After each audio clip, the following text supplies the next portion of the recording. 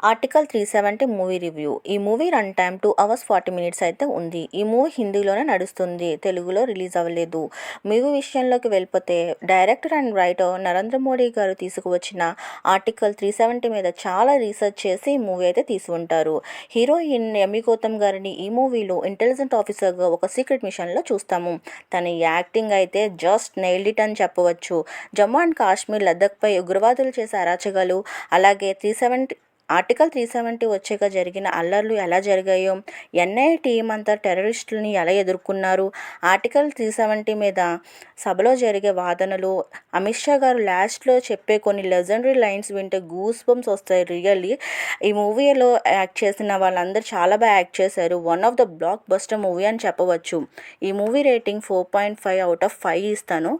తప్పకుండా చూడవలసిన మూవీ ఇది. ఈ మూవీ రివ్యూ మీకు నచ్చినట్లయితే subscribe, like and share. Thank you for watching.